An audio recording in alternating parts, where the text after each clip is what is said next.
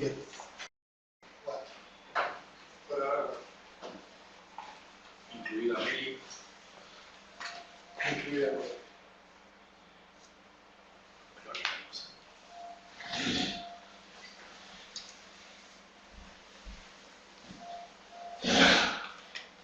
Ari, ¿cómo es el bis?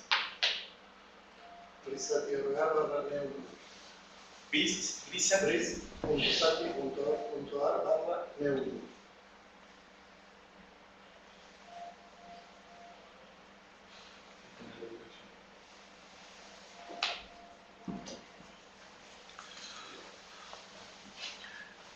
Cuando vos me digas, Ariel. Cuando quieras. Les comento que estamos transmitiendo hoy a Facebook en vivo. Se los están empezando a conectar acá. Hablo aquí, Sí, ok. sí. Bueno, hola a todos, soy Fernando Ríos, yo soy médico del Hospital Nacional Alejandro Posadas y trabajo también en el Sanatorio de las Lomas de San Isidro. El objetivo es que aquí, Ariel, hoy hablemos de síndrome de distrés respiratorio, su relación con el daño alveolar difuso y fenotipos o subfenotipos de distrés. En el año 67 sale la publicación en Lancet, donde participa el doctor Asbaugh como principal autor, también está Bigelow, Spiti, en donde ellos observan 12 pacientes, de los cuales estaban incluidos algunos niños, el desarrollo agudo de insuficiencia respiratoria que se caracterizaba por una pérdida de la compliance pulmonar y que, a pesar de la homogeneidad de la clínica, de los infiltrados bilaterales, la hipoxemia, y que esa hipoxemia era refractaria a la administración de oxígeno y que mejoraba con la administración de PIP, ¿sí? El origen de estos trastornos era múltiple. Incluso en la discusión, ellos dicen que hay una respuesta similar del pulmón a una variedad de estímulos. O sea, habría un mecanismo común para la pérdida de la distensibilidad a un estímulo variado. Y que esta inestabilidad pulmonar sería la fuente de numerosos problemas. Creo que ha sido difícil superar esta brillante observación a pesar del tiempo e incluso con la evolución del conocimiento, ¿sí? Aún hoy nos cuesta en la práctica clínica reconocer a aquellos pacientes que tienen distrés respiratorio. Como definiendo el distrés como una insuficiencia respiratoria aguda caracterizada por una alteración de la mecánica respiratoria con hipoxemia y que no corresponde a insuficiencia cardíaca, y que va a mejorar con la administración de PIP en general, ¿sí? A pesar de que no hay dudas de esto, recientemente en el estudio LungSafe que participamos aquí en Argentina, una de las cosas que se observaban es que realmente el porcentaje de pacientes con distrés no es menor, cerca del 10% cumplían criterios de distrés según la última definición que ya vamos a repasar, y que y dividiendo las formas entre leves, moderados, graves, el no reconocimiento de ellos no era despreciable. Realmente las formas graves eran mejor reconocidas que las formas leves, y el no reconocerlos implica que no recibían el tratamiento, sobre todo con ventilación mecánica, que el conocimiento dice hoy que reduce la mortalidad, a pesar de ser un evento extremadamente frecuente. ¿Y qué sabemos de la fisiopatología? O sea, sabemos que es difícil de reconocer, sabemos que responde a múltiples causas, sabemos que las formas graves parece que las conocemos bien, pero respecto a la fisiopatología, lo que conocemos es que un estímulo que puede llegar por vía hematógena o por vía aérea o una lesión directa o una combinación de ambos dos va a generar una alteración en la permeabilidad con alteración de la estructura, de la microestructura alveolar y endotelial con inundación alveolar y una pérdida de las características celulares alveolares. Eso es en una fase inicial que se llama fase exudativa, que luego, si tiene una adecuada resolución, ese exceso de agua es absorbido, drenado, puede haber proliferación fibroblástica y finalizar en un proceso de fibrosis y que puede ser de distintos grados de extensión. ¿Y cómo hacemos el diagnóstico hoy de estos pacientes?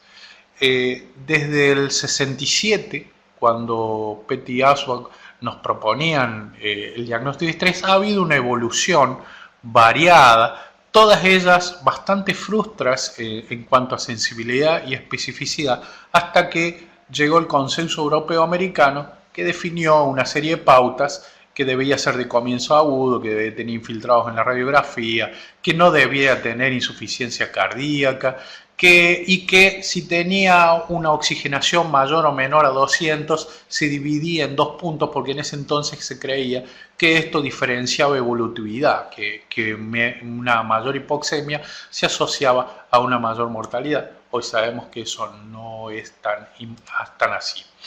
En el 2012 se realiza una nueva conferencia de consenso y se establecen las pautas para el diagnóstico que rigen actualmente. Esas pautas tienen una serie de ítems. El tiempo, que antes quedaba difuso. Los síntomas deben provenir de una semana hacia atrás y debe ser un daño clínico identificado, ¿sí? O si el paciente tiene un deterioro en su funcionalidad o mecánica respiratoria, tiene que haber un evento identificable y que justifique el cambio en la mecánica.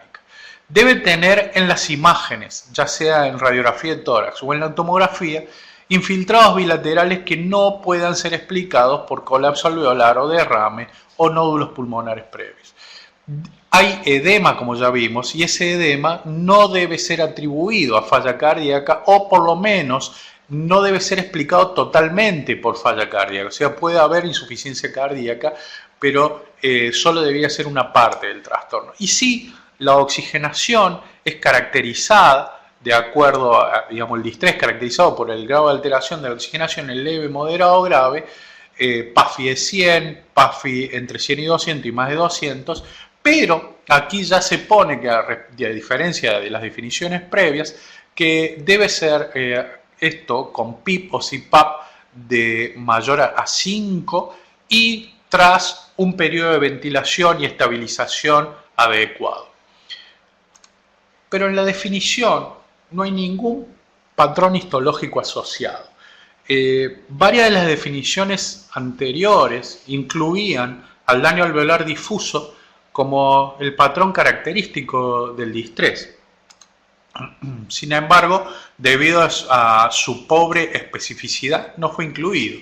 Cuando uno mira las distintas definiciones, la de Murray, la de consenso, Ferguson del 2005 de Berlin, y analiza estudios sobre la especificidad del daño alveolar difuso, por ejemplo, en la de Murray, cuando el score era superior al 2,5%, al 2,5, la especificidad llegaba al 74%.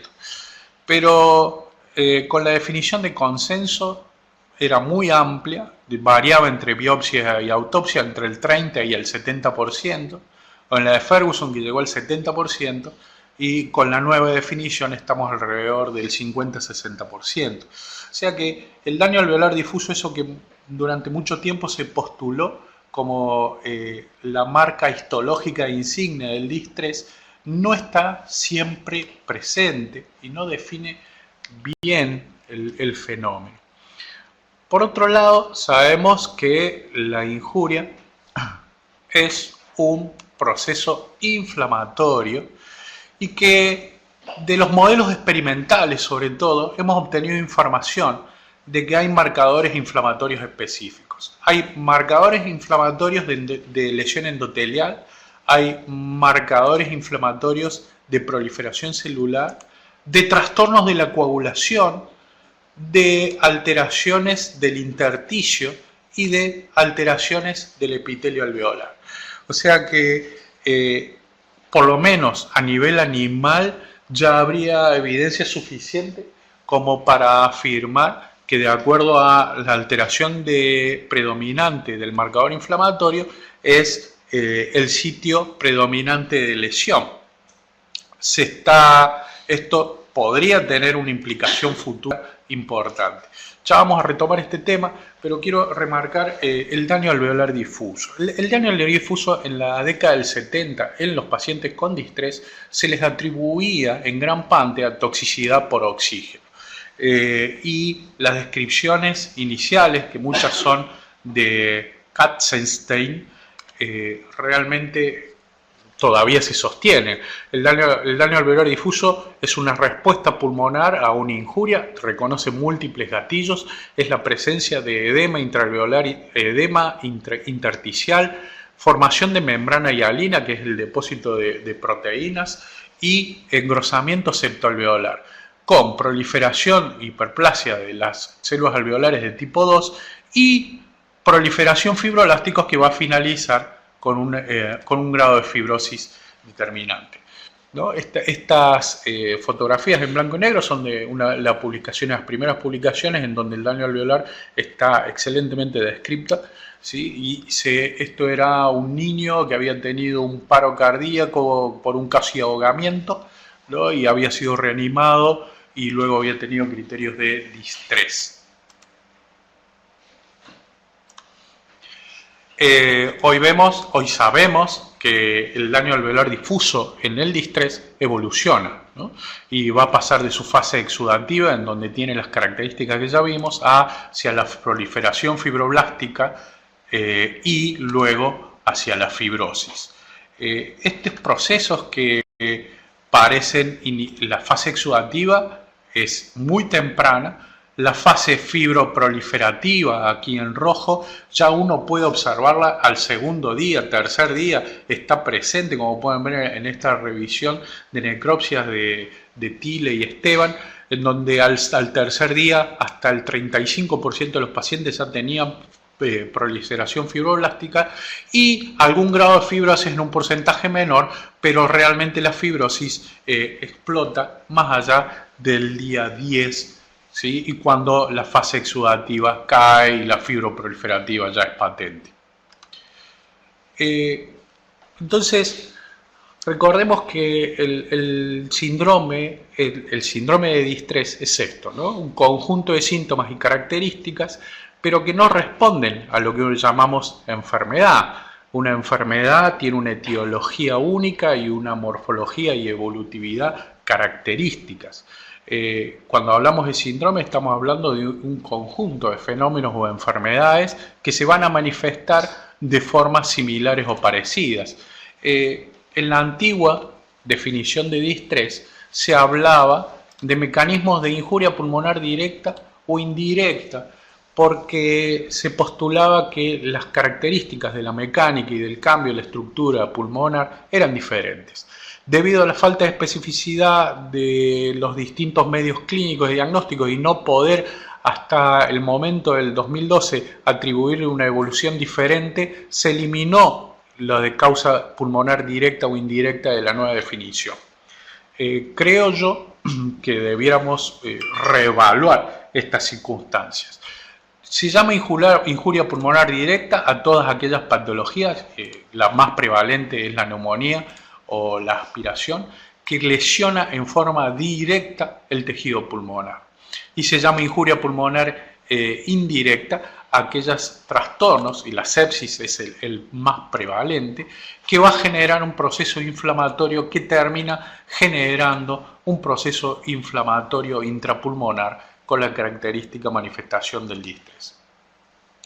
Cuando aplicamos volumen tidal a un alveolo ocupado, lo que va a suceder es que probablemente el volumen se distribuye en las unidades abiertas o permeables, y esto va a generar lo que hoy se conoce como estrés o strain, que sería el fundamento del BILI o daño por ventilación mecánica.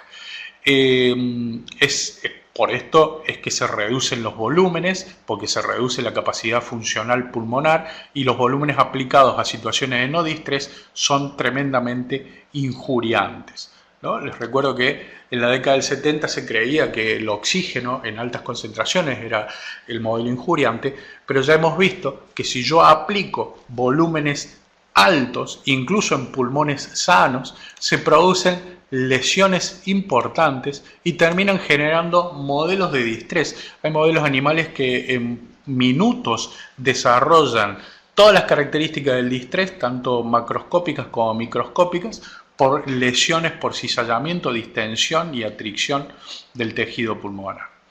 Cuando hablamos de distrés, hay postulaciones, hay teorías de que hablan de que el baby lung, que es el pulmón en un adulto con capacidad residual funcional reducida, por eso sería el pulmón de un bebé, puede atribuirse al fenómeno de la esponja, en donde el edema genera un gradiente de presión gravitacional que termina generando colapso alveolar, y que el reclutamiento aquí jugaría un rol importante. Si yo coloco las presiones adecuadas, lograría reclutar unidades, mejorar esa capacidad residual funcional. Y en oposición a esta, la teoría de la inundación, en donde el alveolo está ocupado y que no va a haber presión que genere apertura, y por ende todo volumen o presión aplicada lo que va a generar es sobredistensión. Yo creo que esto no son teorías opuestas, no son teorías que se rechacen una a otra. Es tremendamente probable que ambas dos sucedan en el paciente, ambas dos acontecen en la mayoría de nuestros pacientes, probablemente prevaleciendo una sobre otra de acuerdo a la patología que produce. Aquí identificamos como padecer distrés. Entonces, haciendo un resumen hasta aquí de lo que hemos hablado, la definición de distrés nos dice, primero tiene que haber un evento agudo que genera un trastorno de la mecánica con aumento del edema pulmonar, con una causa subyacente justificable, hipoxemia, y con una mejoría tras la administración de PIP. Este es un paciente que hace poco tiempo tuvimos en el hospital, un individuo joven que ingresa con shock y fallo multiorgánica, con un PAFI menor a 100, interpretado como una neumonía grave, con cavitación, con compromiso izquierdo, pero tremendo compromiso pulmonar derecho. Como pueden ver en estos cortes, tenía todas las características de una neumonía. Cumplía largamente los criterios de definición de Berlín de distrés. Era un distrés grave. La evolución no fue buena, como pueden ver aquí. Esto era lo que se veía en la tomografía. Un lóbulo superior derecho totalmente hepatizado, con compromiso también del pulmón izquierdo y despulidas las pleuras con depósito de fibrinas y colapsos alveolares múltiples, ¿no? Esto es lo que veíamos en la necropsia del pulmón. Realmente el pulmón estaba pesado, húmedo, con áreas de lesiones quísticas y áreas ocupadas. Cuando analizamos la microscopía, lo que vemos es la característica hepatización. Fíjense, los septos están engrosados, hay trombos, ¿no? Fue una neumonía por un SAM-R de la comunidad que fue fulminante. El paciente falleció en menos de 24 horas, ¿no? Y realmente cumple los criterios de distrés, pero en este paciente el daño alveolar difuso no está presente. Y esto es el motivo por el cual muchos pacientes que, a pesar de tener los criterios de distrés, no tienen daño alveolar difuso. Por eso la sensibilidad y especificidad del daño alveolar difuso, y por esto que fue excluido el daño alveolar difuso de los criterios de neumonis. Este fue otro paciente que tuvimos en el hospital con una sepsis por gram negativos, era una peritonitis, donde pueden ver, ¿no?, las membranas hialinas, la proliferación, la ocupación y la inundación alveolar, ¿no? En esta tinción se ve el líquido rico en proteínas que inunda los alveolos, con el engrosamiento septal, y esto lo que se ve aquí es la membrana hialina, que aquí se ve en hematoxilina y oscila en forma clásica. Evidentemente las macroscopías de ambos pacientes son diferentes, probablemente ambos cumplen, los dos cumplían, no probablemente, los dos cumplían los criterios de distrés, pero uno tiene un distrés de causa directa, otro de causa indirecta. Las recomendaciones de manejo ventilatorio y de manejo para ambas son iguales, ¿no? Este tiene daño alveolar difuso, no hay diferencias, y el universo de patologías que causan distrés es múltiple, y cuando yo voy a la anatomía patológica, o sea, voy del síndrome hacia la enfermedad, me encuentro que las enfermedades son extremadamente diferentes y que la evolución muy probablemente esté condicionada por varios factores y que la ventilación mecánica es uno de los factores que puede influenciar en la evolución. Una enfermedad es, como yo decía, es un conjunto de alteraciones, de síntomas, de signos que son característicos, que responden a un esquema, que obedecen a una causa concreta y que siempre se va a manifestar casi de la misma manera, lo cual va a permitir clasificarlo. Un síndrome es un conjunto de patologías o distintas enfermedades. El distrés es un síndrome, las causas, digamos, la histología de los pacientes con distrés puede variar muchísimo, ¿no? Estos son en las series los más frecuentes. El daño alveolar difuso es la histología más frecuente. La neumonía es quien le sigue, pero podemos tener una gran variedad de patologías. Incluso en alguna época, algunas de estas patologías no eran reconocidas como distrés, ¿no? En este artículo del 2004 se hablaba de simuladores o imitadores de distrés. ¿Por qué? Porque no se consideraba que se consideraba el distrés como un edema pulmonar inflamatorio, y al no tener el edema pulmonar inflamatorio y corresponder a patologías inflamatorias pulmonares con infiltración, pérdida de la arquitectura pulmonar y rigidez e hipoxemia, no eran definidos como distrés. Hoy estos pacientes, probablemente con la definición de Berlin, son incluidos como distrés. Es importante reconocer estos pacientes porque la mayoría de estas patologías responden a la administración temprana de corticoides. Lo que pasa es que hacer el diagnóstico muchas veces requiere de una biopsia. Entonces, si yo les digo que probablemente tengamos que volver a revisitar al distrés directo versus el distrés de causa indirecta, y le estoy diciendo que volvamos un poco hacia el pasado. En este reciente trabajo, lo que se ve es que la mortalidad hospitalaria en este grupo de pacientes que fueron parte de un estudio que se denominó el VALID, en donde a pacientes con distrés se le tomaban marcadores inflamatorios en forma seriada, los pacientes con distrés indirecto, como pueden ver, la mortalidad hospitalaria, que rondó el 20%, no se modificó según la edad. Pero los pacientes con distrés directo, la mortalidad hospitalaria modificó tremendamente según la edad, haciendo un punto de corte a partir de los 60 años. O sea, los pacientes con distrés directo y edad avanzada tenían una mortalidad que duplicaba al distrés indirecto.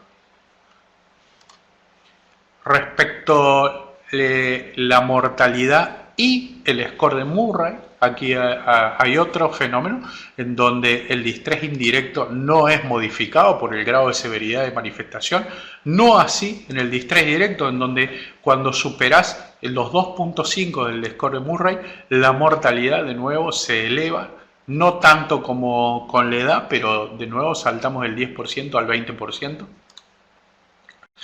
Y otra cosa muy llamativa es que los pacientes con diabetes tienen una evolución diferente, tienen una mortalidad notablemente mayor cuando se trata de distrés indirecto. O sea que la mortalidad como outcome duro, como objetivo duro de evaluación, tiene un comportamiento diferente según sea distrés directo o indirecto, según se trate de la edad del paciente, el grado de alteración de la mecánica respiratoria y en un sentido inverso, la presencia de diabetes. Cuando analizamos los marcadores inflamatorios, y aquí yo les recuerdo que los marcadores inflamatorios pueden señalarlo la zona predominantemente afectada por el proceso inflamatorio. Lo que vemos es que los marcadores de lesión epitelial alveolar eran mayores en el distrés directo que en el indirecto. Los marcadores de lesión endotelial y tisular es mayor en el indirecto, perdón, sí, dije bien, y los marcadores de alteración de la coagulación, que es parte de la cascada inflamatoria, es un poquito mayor en el indirecto, aunque las diferencias no son tan notables como en el otro. O sea que el distrés directo produce alteraciones más en el nivel del epitelio alveolar, y el distrés indirecto produciría predominantemente alteraciones inflamatorias en el endotelio vascular y en el intersticio alveolar. ¿Tiene esto alguna significación en los resultados finales? Es probable que sí, ya lo vamos a ver.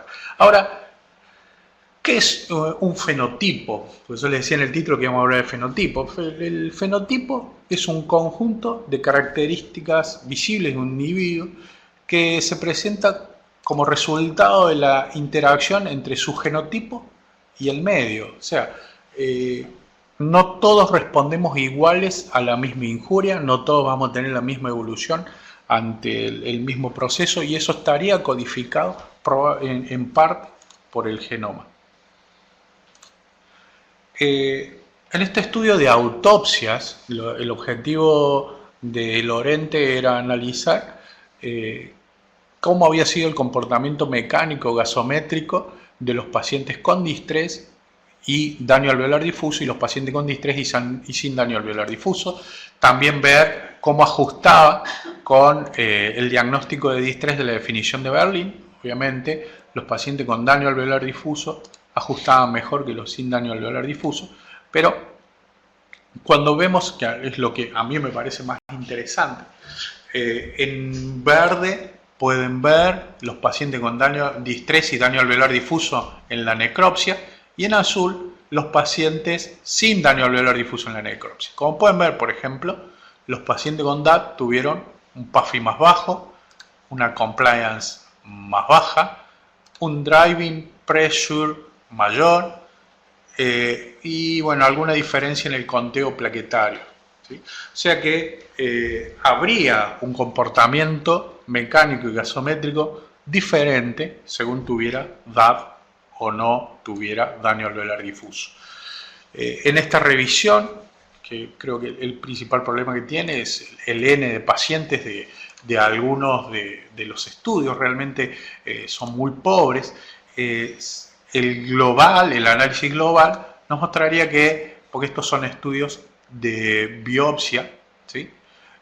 Lo que mostraría que el daño alveolar difuso se asocia a un incremento en la probabilidad de muerte, ¿no? Con un odds ratio de 1.81, con lo cual entre un distrés directo con la presencia de daño alveolar difuso, que se ve más en los distrés indirectos, aquí nosotros podríamos hablar que hay una mayor probabilidad de muerte respecto a la ausencia de edad. Y Colfi también analizó el comportamiento de la inflamación en dos cohortes importantes, el estudio ARMA y el estudio Alveoli. Hubo pacientes a los cuales se les tomó muestra, se guardó en una seroteca y luego se analizó una serie de mediadores inflamatorios. Yo no sé si se alcanzan a ver, esto es interleuquina 6, interleuquina 8, TNF, ¿sí? Y en base a las concentraciones de los mediadores inflamatorios se dividieron en fenotipo 1, fenotipo 2. Lo que pueden ver es que hay una notable diferencia en los marcadores inflamatorios. Esto es PIP, volumen tidal aplicado, compliance, donde parecen entrecruzarse, y aquí lo que podemos ver es recuento plaquetario. No alcanzo a ver exactamente allí que era, eso es recuento plaquetario, bueno, disculpen que no lo alcanzo a leer aquí, lo que pueden ver que habría un comportamiento diferente. Quienes tenían una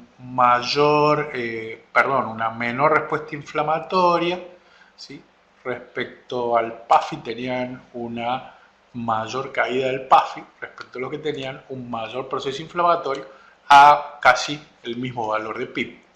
Sin embargo, tanto en el estudio ARMA como Alveoli, las concentraciones en los marcadores inflamatorios difirieron en algunos puntos, pueden ser difíciles de interpretar o exceden por ahí la discusión de hoy. Lo que quiero poner énfasis es en esto. Los pacientes caratulados como fenotipo 1, ¿sí?, les recuerdo, fenotipo 1 son estos, los que tenían una menor respuesta inflamatoria, tuvieron una mortalidad muy inferior, ¿no? A 90 días 23% contra 44% del fenotipo 2 en el grupo ARMA, y en el alveoli es del 19 y el 51%. Respecto a los días libres de ventilación mecánica, 17 versus 7 o 18 versus 8. Y respecto al día libre de fallo de órgano a 28 días, 14 contra 8, 16 contra 8. Creo que, bueno, y la mortalidad a 90 días entre el fenotipo 1 se analizó la respuesta a PIB y de nuevo mostraba tremendas diferencias.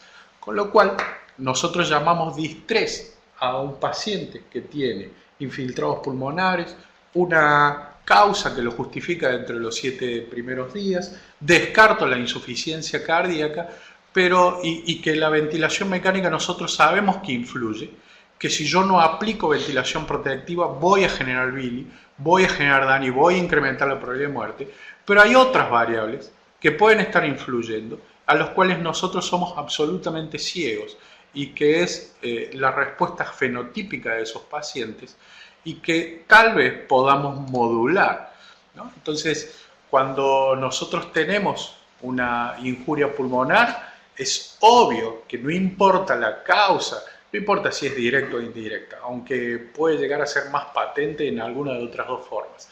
El bili lo podemos generar si no adecuamos correctamente la respuesta inflamatoria. Hay algunas patologías que son caratuladas como distrés que se van a beneficiar con la administración de corticoides, que no se puede generalizar, estos son muy específicas, que el driving pressure ha mostrado, según los últimos trabajos, influenciar como mecanismo de bili, y que nosotros en el setting respiratorio influenciamos en esa evolución, y que a proveer al paciente de un cuidado adecuado puede hacernos disminuir la mortalidad de estos pacientes, hasta que la interacción entre la patología que generó la insuficiencia respiratoria, los mecanismos de defensa y de reparación se estabilizan y el paciente logra superar esta circunstancia. Para finalizar y no hacerlo más largo, en primer lugar, el distrés parece ser que muchas veces está ante nuestros ojos y no lo hemos reconocido y no aplicamos el estándar de ventilación hoy recomendado. El distrés no se asocia como síndrome en forma consistente con el daño alveolar difuso, por más que a nosotros nos suene muy lógico decir que el distrés es un edema inflamatorio. Hoy, por nuestra definición, incluimos pacientes que no responden exactamente a esta definición, por eso la falta de sensibilidad y especificidad del dato. Existe evidencia de que habría fenotipos con diferentes evoluciones. Probablemente estos fenotipos denoten dos procesos diferentes, o quizás estamos viendo dos síndromes diferentes que hoy no sabemos diferenciarlos. Los simuladores de distrés existen y uno debiera poner énfasis en detectarlos, porque estos simuladores, como el BUP, van a cambiar su historia con la administración de corticoides. Y clínicamente pueden ser muy difíciles de diferenciar de un síndrome de distrés respiratorio. La mayoría son caratulados como neumonía en la comunidad. Y siempre, no importa la causa, no importa el mecanismo de injuria, ante una alteración de la mecánica pulmonar, se debe aplicar ventilación protectiva. Para ir finalizando, ¿sí?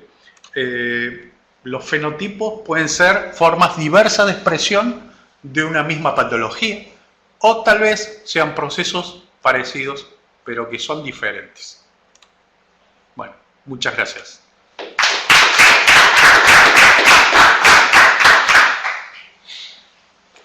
¿Preguntas si tienen para hacer?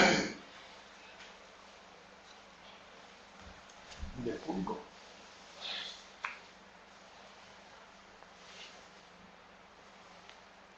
Fernando, digamos que por lo que vos estuviste presentando, más allá de si la injuria es directa o indirecta, parecería ser que las interleuquinas podrían dar alguna luz en cómo podría llegar a evolucionar el paciente, y ¿es así o todavía estamos lejos de eso? Martín pregunta si las interleuquinas pueden dar alguna información sobre la evolución del paciente. Claro. Todavía es muy temprano. Creo que todavía no se puede hacer ninguna afirmación en ese sentido, pero parecería ser que aquellos pacientes que elevan interleuquina 6, sobre todo, tienen un incremento en la mortalidad que duplica a quienes no elevan tanto la interleuquina. Esto también se vio en los trabajos con relajantes musculares. Los pacientes que recibían relajantes musculares en forma temprana, al mismo diagnóstico y mismo grado de alteración en la mecánica pulmonar, tenían un menor pico de interleuquinas. ¿Cuál es la explicación de por qué? La interleuquina es un marcador de Billy y que digamos, es lo que Papazian propone en su discusión. ¿Hay un mecanismo protector de la droga como antiinflamatorio? No lo sabemos. Pero bueno, yo creo que me parece a mí que el mensaje final es: hoy lo que nosotros llamamos de distrés engloba un grupo de patologías que puede ser diverso y que hay que explorar, hay que tener la cabeza abierta. Yo creo que no todo se explica por Billy, que hay alguna respuesta genética condicionada. Yo creo que el mecanismo de ocupación o inundación alveolar juega un rol. Pero bueno, por ahora no salimos de, bueno, por acá hay un caminito, porque acá hay algo que explorar, por este lado tenemos que ir y seguir investigando. A mí, la primera evidencia que a mí me pareció ver en la literatura experimental de que había diferentes modelos de distrés, diferentes formas de llegar a las mismas definiciones, fue el trabajo de Thomas Derplot del grupo de Marini, en el cual hacía un modelo de lavado del fluido coroleico y de neumonía, y veía cuál era el comportamiento ante las maniobras de reclutamiento, y era totalmente diferente. Uno al lavado lo reclutaba con nada, al ácido oleico entre medio, y a la neumonía no la reclutaba de ninguna forma. Entonces, de alguna manera me parece que también están, esto de la inundación o el colapso, están en la raíz. Es muy difícil cuando se define desde el intercambio gaseoso algo, porque el intercambio gaseoso es tan sucio para la definición.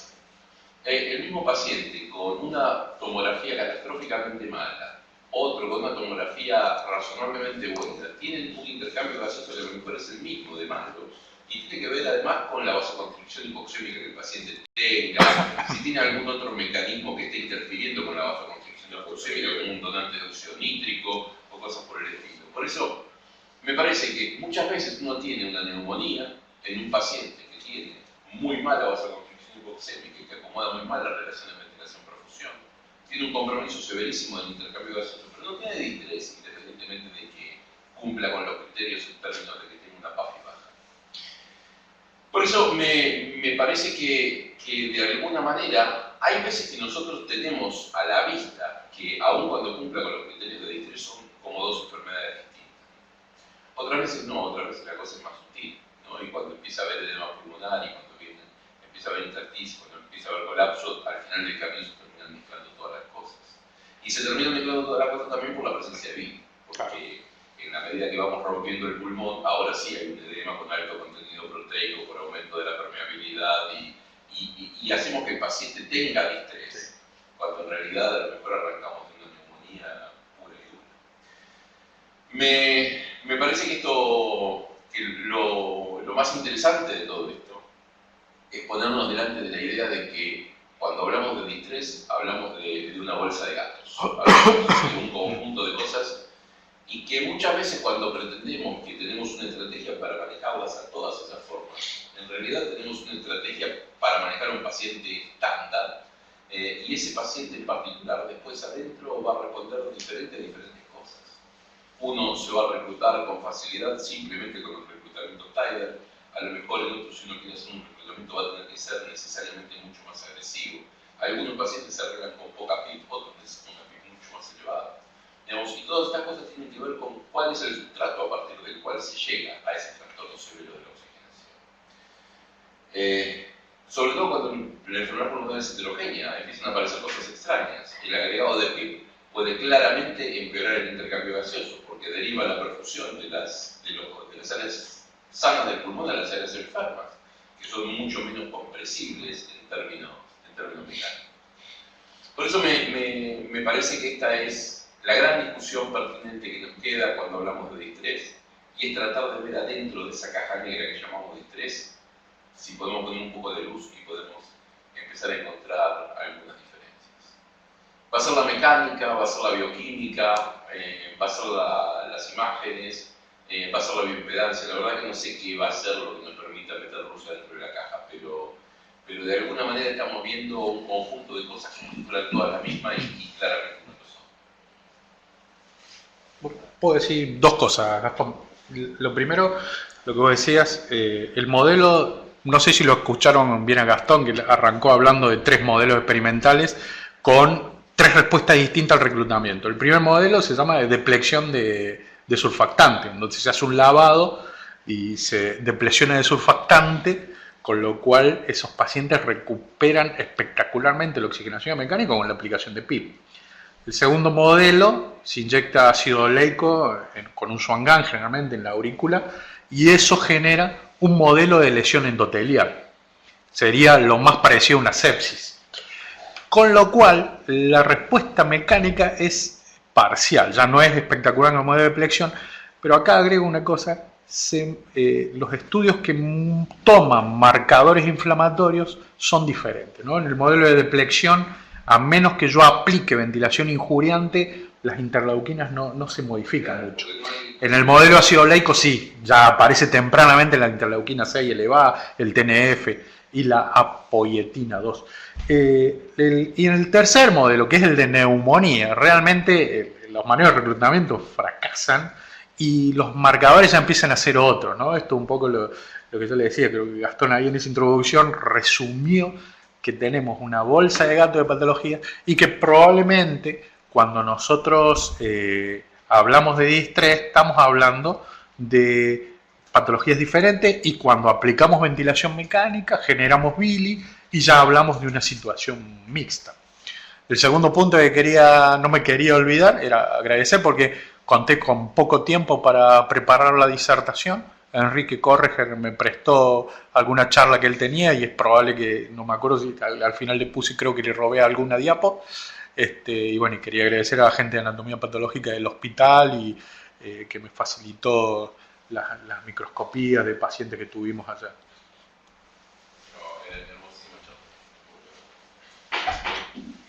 Fernando, ¿pensás que podría esclarecer toda esta bolsa de gato, los estudios que están buscando un biomarcador, más allá de que uno yo creo que trata de hacer homologar la troponina en el corazón y uno sería hace un triángulo de situación electrocardiográfica clínica y teniendo un biomarcador uno sabe que es un daño miocárdico? Si estos estudios en algún momento dan a luz, ¿te parece que podría dar a luz, esclarecer un poco más y categorizar fenotípicamente estos pacientes? Yo, digamos, creo que hoy estamos como el día que Isaac Asimov escribía su novela, o sea, digamos, hablamos de futurología como hablar de gente viviendo en la luna, más o menos. A mí me parece que el camino sería ese, tener un biomarcador tipo la troponina, en donde voy a decir, tiene daño alveolar difuso, no tiene daño alveolar difuso, y poder definir mejor las cosas. Yo creo que, es más, varios están yendo por ese camino. Lo que pasa es que todavía estamos muy en pañales. La búsqueda de un marcador de lesión pulmonar, que por ejemplo si yo le hago un test sanguíneo o en el VAL y a mí me diga tiene daño alveolar difuso o no tiene daño alveolar difuso, yo creo que es tremendo eso. Yo creo que ahí abre una potencial de identificación de pacientes y yo dice, eso es una apreciación mía. Yo creo que los corticoides ahí van a tener un rol diferente, porque hoy le estamos dando corticoides a pacientes, o por ejemplo identificar si ya pasó a fase fibrótica o hay gran proliferación fibroblástica, ¿no? Como si veían los gráficos, hay pacientes que al 5.º día siguen con exudado puro, y hay pacientes que al 3.er día ya tienen tremenda proliferación fibroblástica. Yo puedo identificar el sujeto que está haciendo proliferación fibroblástica y tiene la elastancia tremendamente alterada, le pongo corticoides sin duda, sin ninguna duda. Pero bueno, todavía eso estamos... En esto de diferenciar dentro de la bolsa, ¿a qué le tenemos más, qué te genera más expectativas? La genética, esto es hacer un hisopado del carrillo e ir a buscar qué composición genética tiene el tipo, Sí. El fenotipo, ir a buscar mediadores yo creo que inflamatorios producidos a partir de la lesión, o la mecánica y las imágenes, lo que hoy tenemos como clínica. Por la genómica van. Yo creo que van por la genómica. Identificar el tipo, ya están trabajando, digamos, Colfi, sería buenísimo invitarlo, digo acá, aprovecho, me parece que Colfi en los últimos años, Caroline, creo que se llama, ha publicado una serie de trabajos que son tremendos. Identificar por genómica la respuesta inflamatoria condicionada al paciente y por ahí buscar un modulador, como el corticoide. Digo, ¿no? Siempre el modulador que hoy tenemos es el corticoide. Identificar su grupo de pacientes y a partir de allí separar las aguas. Pero de nuevo, digo, creo que estamos haciendo futurología y a mí me parece que esto sirve para tener la cabeza abierta. Digo, para no sentir que sobre distrés ya está todo escrito, sobre distrés ya está todo dicho, porque nosotros mismos a veces nos hemos planteado otra vez, vamos a ir con el distrés. Yo creo que, por ejemplo, invitarla a Colfi sería un golazo, ¿no? Porque ella está hablando de cosas que nadie toca casi, ¿no? Me parece que tenemos que también, nos tiene que servir a nosotros para refrescarnos la cabeza, que no está todo resuelto, no está todo dicho, y lo que sí se sabe que la ventilación protectiva salva vidas y todavía no cuesta aplicarla, ¿no? Que tenemos que poner énfasis allí y, bueno, y seguir teniendo expectativas de que todavía falta mucho por transitar. ¿Terminamos? ¿Hay más preguntas? No, pregunto esto, chicas. No. Bueno, finalizamos la sesión.